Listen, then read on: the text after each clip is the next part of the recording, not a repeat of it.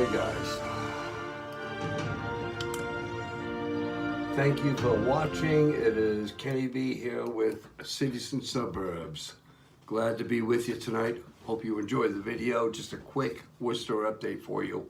Today it was the 23rd running of the Worcester Firefighters 6K, which originated 23 years ago after a tragic fire in the Worcester cold storage building that was located off of 290 in Worcester, one of those old, cold storage window along the lines of the railroads, actually, when meat was traveling from one way to the other, and refrigeration, and that's what these warehouses were for.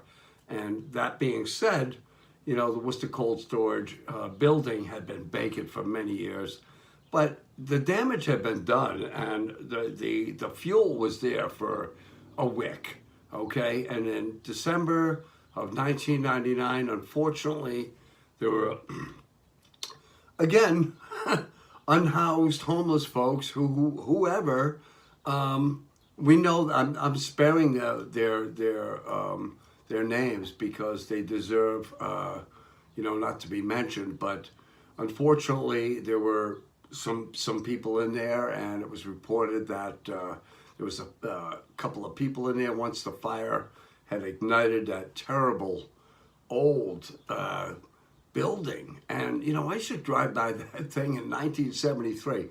I didn't. I was in the back seat of my mom and dad's whatever Chevy wagon or whatever was running in the day. But I always wondered, why were there cracks in the building? It was a very old building, and it didn't take much to burst that thing into flames. Unfortunately, but fortunately as well, that's what the Worcester Fire Department did that day. They lost 6 individuals because when the building caught on fire, they rushed in 2 by 2 by 2 by 2 and lost their lives trying to find someone that was not in the building.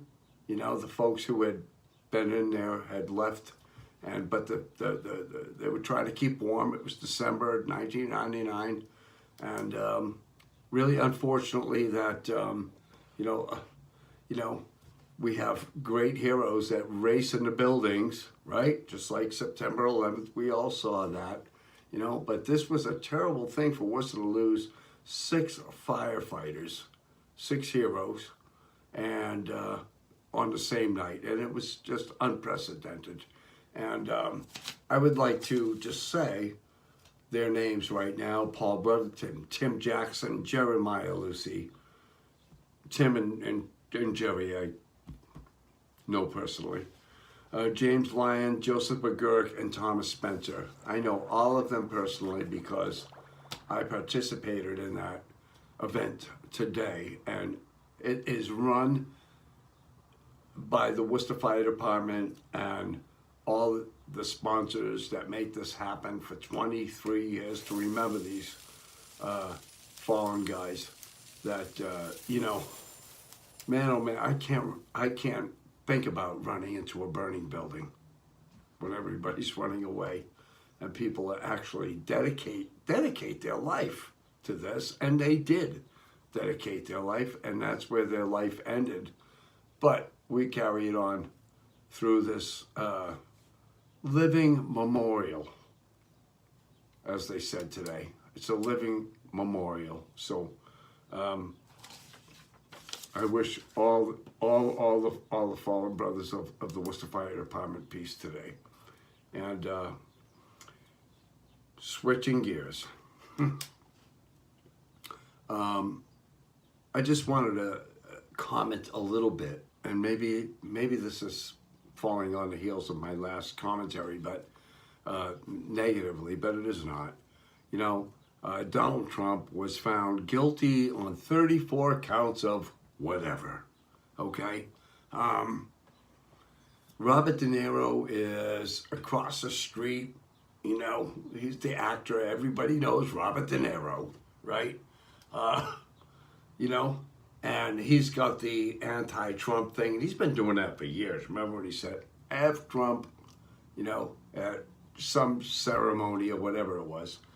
And, you know, and it got me thinking, you know, with De Niro and Trump and Donald Trump, and I don't even care about that, you guys, to be honest with you. They're just people, you know.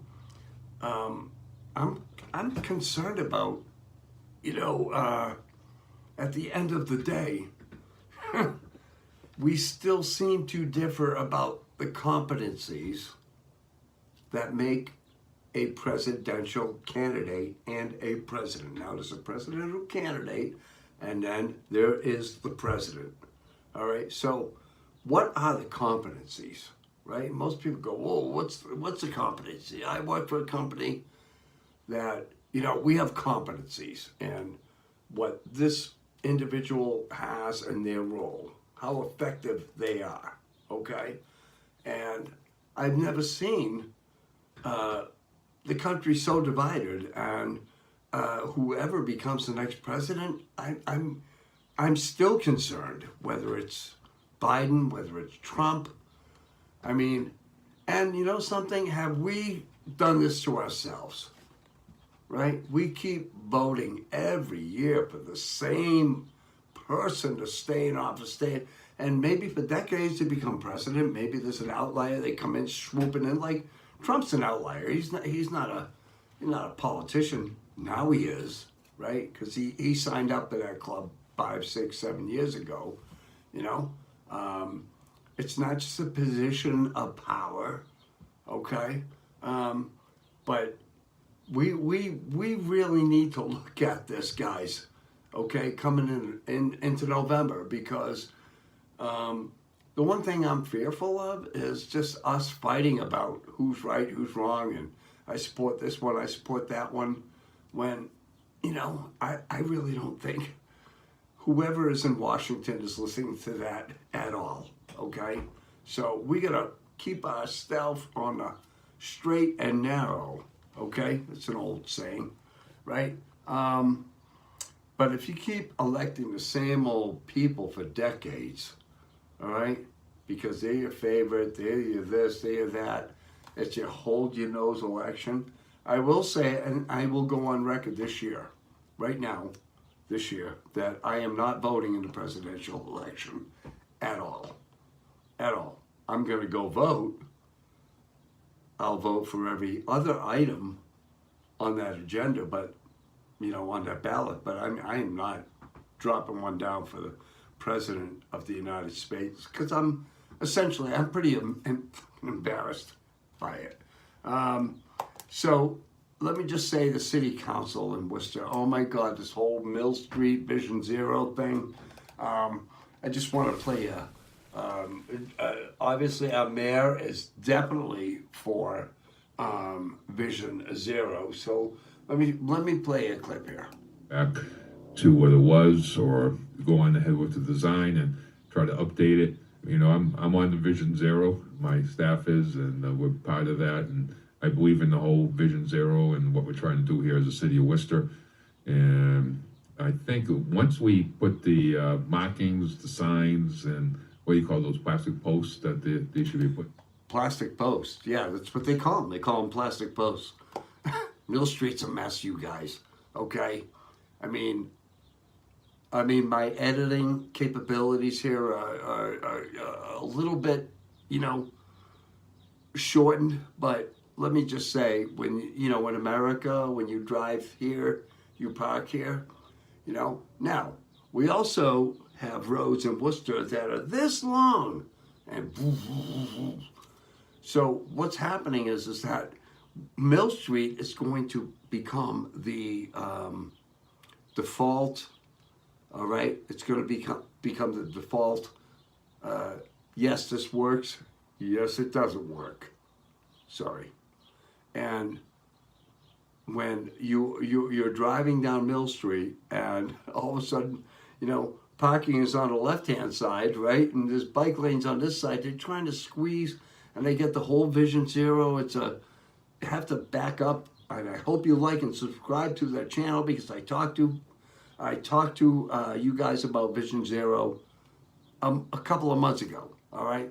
And it doesn't matter how much you squeeze parking lane, how much there's so many friggin' cars on the road right now that if you squeeze someone into a one lane, there's still gonna be some, trust me, you know? But Vision Zero is supposed to be an organization, company out of, I don't know, Northern Europe, all right? Iceland, Norway. I'm sorry, I'm being sarcastic, but I'm not sure, exactly where. But it is a European concept about traffic engineering, traffic calming, right? Bringing, but it doesn't fit the American attitude toward driving, which is me first, me first, me first, me first. So, and I just want to talk about quickly. I want to talk about the trash that Mayor Petty talked about too, and I just want to bring that up to speed here, and maybe we can. Looking at the trash, looking at everything else, the quality of life issues here in the city of Worcester. I think I'm looking forward to that when that gets up and running. All right, and last thing, and then if there are some things that you have for people too, but the potholes, it's clearly They're filling, yeah. They changed the vendor for the asphalt, so hopefully that will make a difference. We're just man, oh man, Stafford Street is wherever I go. It's anyway, guys. That's just a quick update, but the city council meeting last week was really a lot of citizens pro and for the Mill Street, Vision Zero engineering design coming to a street near you, probably. All right, we'll see where we're going. Worcester's population now is 207,000 people. Okay. That's up. Boston, by the way, is negative 2.5 in the Boston area. And they're all coming your way, okay? So, hey, anyway, guys, we'll see you next time.